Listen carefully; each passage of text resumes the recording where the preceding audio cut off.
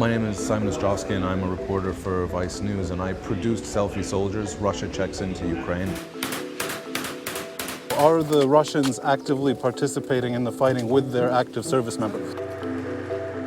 Selfie Soldiers is an investigation into one Russian army sergeant who posted a lot of information about himself on the internet, which we were then able to follow in order to track him to Ukraine and show that Russia had actually deployed forces in Ukraine, despite the fact that they'd been denying that.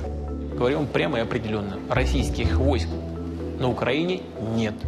We reenacted a lot of the pictures that he took of himself in order to show the viewer that we knew where those photographs had been taken because we'd actually been there.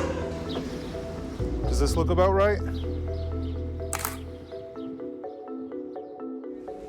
That guy. The reason it was so important to show that this Russian soldier had actually been in Ukraine is because in order to try to resolve the conflict, you need to know who's actually a player in the conflict. There needs to be a recognition that a world power on Russia's scale is fighting in this war before the international community can begin to address it with the attention that it deserves. We know that the Russian government doesn't want journalists reporting on this issue.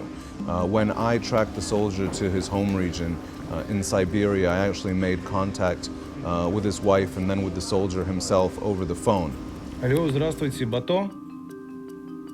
Да. И вы можете посмотреть там фотографии, которые я запостил. Там есть и фотографии вас в Украине, и фотография меня на том же месте в Украине. He, of course, denied everything because it sounds like he'd had instructions from his commanders to never, ever, under any circumstances, admit that he'd been in Ukraine. Immediately after that phone call, the Russian authorities, the migration police, as well as officers from the FSB, came to my hotel to find out who I was and what I was doing there. So I know that the soldier reported me to the authorities, and soon after that, my Russian press visa application was denied.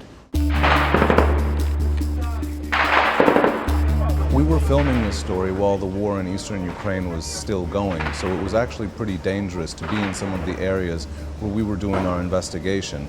And we were filming a lot of the scenes in between filming news reports that went into another series called Russian Roulette. And the reason we did things that way is because if the local pro-Russia forces that allowed us to enter the areas they controlled knew what we were up to, they would have thrown us out of the area very quickly or worse.